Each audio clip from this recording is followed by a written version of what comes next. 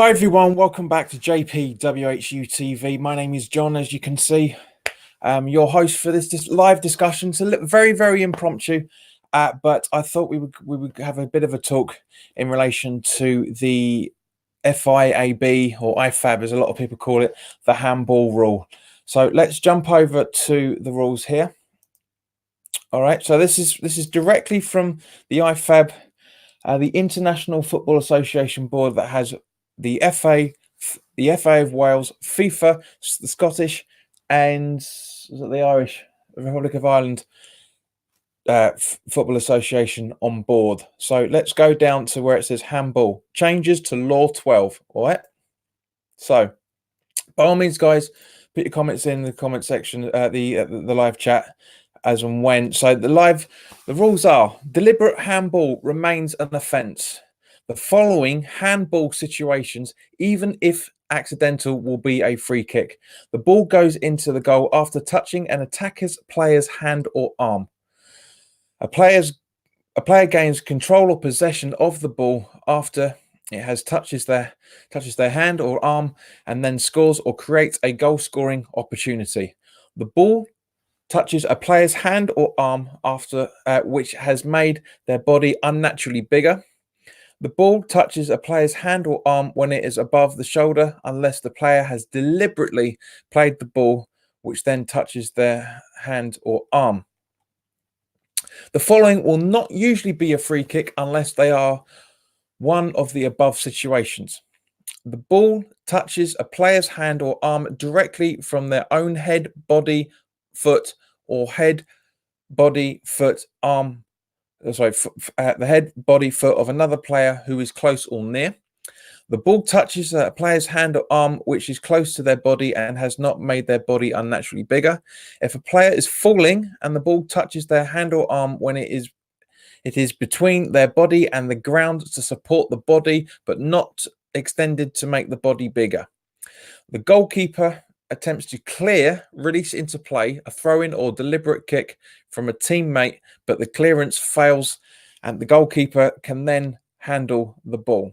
So their explanation is a greater clarity is needed for handball, especially on those occasions when non-deliberate handball is an offence.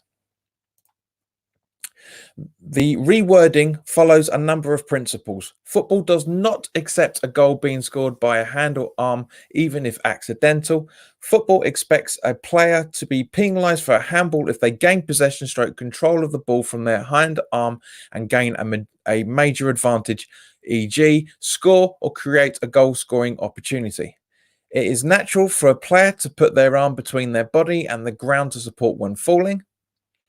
Having the hand arm above shoulder height is rarely a natural position, and a player is taking a risk by having a hand arm in that position, including when sliding.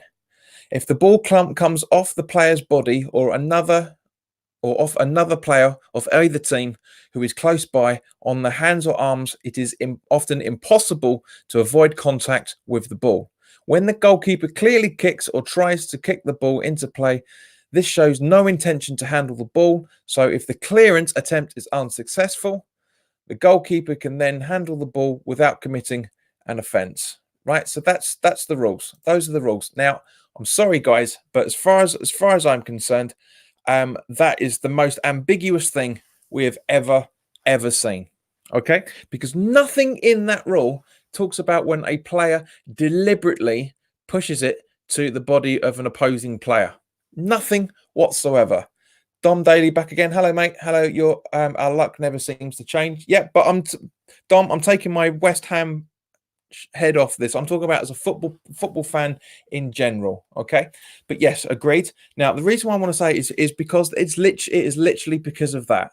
The fact that the rule is so ambiguous, it is unbelievable. Right? There should be something within the rules that has penalisation when a player deliberately pushes the ball to another player's arm or hand. We've seen it time and time again this season. Obviously, last night is a pure example of it, as you can see from the thumbnail. Also, we saw it again in the Man U Spurs game. We saw it when we played Southampton, if I remember correctly. The whole point of this rule, right? The whole point of this rule is to stop situations like Hernandez when he scored the goal against Fulham last season at home. It's to stop situations like that. It's to stop situations like Thierry Henry's handball in the Ireland qualifier, which stopped them going to the World Cup.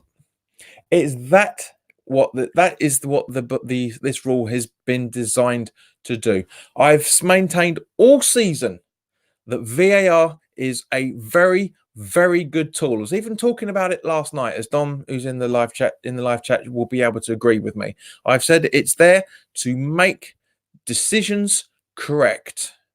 It's to make sure that the correct decisions have been made. Now, of course, with the way that the rule is standing, the decision last night was correct because the rule is pathetic, quite frankly. It is absolutely pathetic that we have to be in this situation pretty much every single week. I completely agree with other YouTube content creators that over the last 12 hours or so, where everybody's been saying that they're falling out of love with football. As Nikki said on a very, very good video we did this morning. I was setting everything up while I was watching it. It is killing football. It is killing the game. VAR is a fantastic tool. These rules are killing the game. It really, really disappoints, to say the least. I was hoping for a little bit more than 3 people watching at the moment, because this is a discussion about your thoughts as well as mine as to what needs to change. And first and foremost, the handball rule needs to change completely. There's no other explanation for it. This needs to be changed. Guys, by all means, for those that are watching, let me know your thoughts in the chat. But as I say, for me, there needs to be a lot more substantiated rule of what's going on. This is not fair. This is not fair. It's not about West Ham. It's nothing about it whatsoever. It is literally about football in general. I am so angry that the way that the rules are being represented nowadays are so inconsistent. It's only getting worse. It is killing our beloved sport. It really is killing our beloved sport. Things need to change. Things need to change. And I really, really hope that the rule gets changed very, very soon. It's already had one upgrade already. Because the officials have been coming out saying they've made mistakes with VAR. Which is 100% right, but it's not going to change this season. It's not going to change. The thing that annoys me about last night, right, is the fact that Michael Oliver was the same referee that went over in the FA Cup last week was the Palace game. He walked over to the side of the pitch to check VAR. Didn't do it last night. Didn't do it. Didn't go over and look at it and say, that's deliberate handball to the player. It's ball to hand. It's not hand to ball. And how many times, guys, have we been saying it as football fans in general? There is a difference between hand to ball and ball to hand. All right. Now that it was definitely ball to hand, the player deliberately headed it into Rice's path, knowing because he's running and his arms moving up and down like that, as everybody does, knowing it was going to hit him at some point on the arm, and therefore it was going to be deemed as a free kick. I'm not criticizing him for it, but I am at the same point. I know that's a contradiction, but these things are terrible, right? At the end of the day, we need to. This is supposed to be a game. This is supposed to be a game where there are clean tactics, both from the manager and from everybody else. Wow, loads of other people just jumped in. Jamie's back again. Rule is awful and not clear. Hello, Leo. Good to see you, mate. That's the most angry I've been after a game in a long, long time. And Leo agrees with me. Thank you very much, guys. Thanks for popping in and putting your comments in the chat. But discuss. I mean, Jamie, you're absolutely right. I was absolutely furious last night after the game. But as I say, as a football fan, not just as a West Ham supporter, as a football fan, things need to change. Other teams have been deemed to have had decisions go against them with the handball rule because it's the most ambiguous thing. Basically, at the end of the day, you have to be walking around and running around like that the entire time. That's the only way that they're doing it. That rule works. You can't do that. You can't run like that As a professional sports person, you cannot run like that. And this is the ridiculous thing. Leo, this is my first time here. Well, welcome, Leo. Good to see you, mate. Thank you, as I said. But it's ridiculous. As I say, this video was completely impromptu. I've been thinking about a lot of things this morning, and the majority of it is this ridiculous handball. So I wanted, as this is a discussion. Ed, good to see you, mate. Glad to see you back. VAR out now. Ed, I've got to disagree with you on this because, as I say, this is about the rule. The technology is not being used correctly. The handball rule is not right. It's just not right. It's the only way you can describe it. It's not right.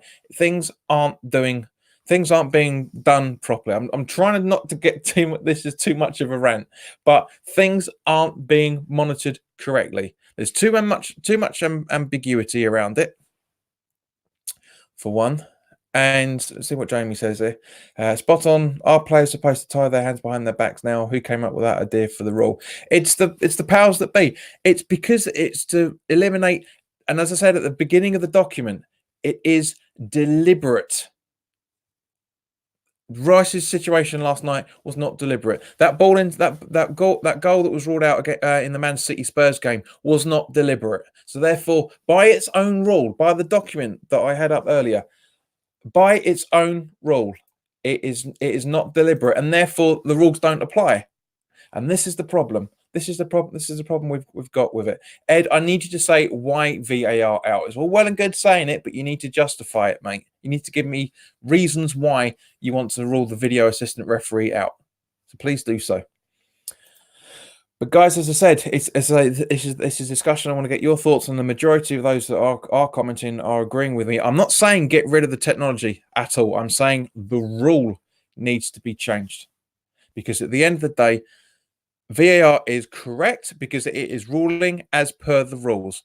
If the rules aren't correct, that doesn't affect the technology. It doesn't affect the fact that the decision is being based correctly on the technology. There is no way in any shape or form anyone can say it's the VAR's fault because it's the technology that's being used against the rules, and therefore the proximal cause is the fact that the rules are inconsistent. Yeah, Ed, that's the problem. When the technology and the rules are used correctly, then I'll be fine with it. They are being used correctly. This is the problem. Yeah, they are being used correctly because the rules are the decisions are coming from the rules. Now, the rules are incorrect, but the technology is being used because of the rules. The reviews are taken because of the rules. So I'm afraid there, mate, you kind of contradicted yourself there, because the rules are incorrect, which we all seem to be agreeing, but the technology is correct. The technology is there to make sure that the thing, and as I say, the offside rule is another one that that VAR needs to be accountable for, because the offside rule, where was the benefit of the attacking player in a 50-50 situation? Where has that rule disappeared from? It's not right. You can't. Ryan, I know Ryan on West Ham Fan TV was a little bit flippant when he said it this morning, but he's 100% absolutely spot on with what he said. That he was saying about if somebody's got size 11 shoes, the striker's got size 11 shoes, and the defender has got size 8, he's going to be ruled out because he's a millimetre or so over, is a couple of centimetres offside. Again, same thing. You can't have it down. I've said on many occasions it needs to be down to fine margins, but not down to this fine margin. We are basically, it's Sabutio football. There's no other way of putting it. It has to be. It's being played like Sabutio, and it's only going to get worse. This season is just painful, to say the least. Football isn't like cricket, for example, where if it's a wicket, it's a wicket. There's no debate in it. Situations in football are subjective, and they need to understand that. Yes, and that's what I'm saying. The rules have to adapt as a result of it, because when it comes to cricket, you're absolutely right. It is literally stationary, right? Cricket never had it, and when cricket first had their version of VAR, the action replays, as it's referred to, and likewise with rugby for that matter. It works in rugby because the rules are correct. 95% of the time, the rules are correct. In cricket, the rules are correct because it's clear and obvious if it's leg before wicket, etc. You know, that's the thing. So Jamie, you made a very, very good point there, and this is where I'm saying now. The flip side of things is the fact that this is the first season it's been used in the Premier League. We saw it in the World Cup last year, well, 2 years ago now, I should say, because we're now in 2020, and it was used correctly then, and it was used incorrectly then because the interpretation was not correct. Now that the rules are more ambiguous, they are using the technology in the correct way. The only problem is because the rules are ambiguous, it's affecting the game. Now, for me personally, you need to don't scrap VAR. You can't get rid of it. You shouldn't get rid of VAR because the technology is being used in terms of the rules, and as a result of that, the rules themselves have to be reviewed because this is basically. It doesn't matter if this came in when was it? It was May last year. It's still outdated ruling in terms of technology because they said at the start of the season they've not been using it correctly, and as a result, some of it they've got more pedantic on the rule chain on the way that the rules are working, but at the same point, it's just not good enough. It's not good enough. IFAB, FIFA, the FA, the PFA, everybody, basically Scotland Football Association, the Republic of Ireland Football Association, Welsh, and the English Premier League all have to sit down together. Everybody sits down, it's discussed how you get things sorted out. Could these rules, not the technology, could these rules relegate West Ham? There's a distinct possibility. The players will struggle. Now, if we do get relegated, I'm not going to say VAR has been responsible for it because at the end of the day, we won't. If we do get relegated, then West Ham have got to bear the brunt of it because it is their ineptitude to do the game correctly. However, as I said, the thing is that the rules basically have to change. Aubameyang got a red card against Palace, by the way. Okay, thanks, mate. Thanks. Was it the right decision that way? Because that's what we're talking about. What we've got here. Things have to change, and I really, really hope that we can all stand together because as football fans in general, it is tumultuous at the moment because there are a lot of people like me who are very, very pro VAR. I'm very, very pro of it. The technology has to be used, is working correctly. It's, as I say, it's just all, and there's a lot of people that don't like it in any shape or form. And again, fine with that. It's split in the fan base, 100% split in the fan base, and it shouldn't be like that way in any shape or form. It really, really shouldn't because at the end of the day, let's just hope and pray that in 5 months' time, the rules are changed. 4 months' time, I should say. The rules are changed, and we get to see better football. We get to see, but the more important thing for West Ham's season is the fact that we see players playing properly, playing to the extent of their ability, because we haven't seen it yet. We didn't see it last night, taking nothing away from Sheffield United. They said exactly as I said on the live stream, and exactly as I said in the preview. And I'm not going to change my mind on this. They are a team that play with each other, for each other, and they're absolutely brilliant. They're not fifth in the table for no reason. They're there because they bloody work hard. We need to see that in football in general, and that includes all the assistant referees and the VAR technology people using it, and the referees themselves. But guys, I've waffled on for almost 20 minutes now about it. Thank you very much for everybody that's been watching, and Leo and Jamie and Ed. Thank you very much for all your comments during this short broadcast. It has been brilliant. It's really, really good to see you guys. Leo, I hope you've enjoyed it, mate. If you have, then by all means, if you want to hear from me more, because there's going to be more stuff coming up maybe just be impromptu, but normally the stuff is going to be that there's going to be, I do match previews. So we've got Everton away on this literally almost this time next week. So I'll be the preview will be going up for then. Of course, Dom. Of course, it's good to see that you've been watching as well. Seeing a little bit silent, but it's good to see that you've been there anyway, mate. But yeah, the preview for the Everton game will be going up on Thursday morning, and also the match reaction will be coming out either late Saturday night or early Sunday morning, one of the two. But guys, thank you very, very much for your time. Harry Cogan says Tottenham Liverpool. What context, Harry? Unfortunately, we're not going to get the chance to find out. But thank you very much for your time, guys. Enjoy the rest of your weekend if you can. And I will see you very, very soon.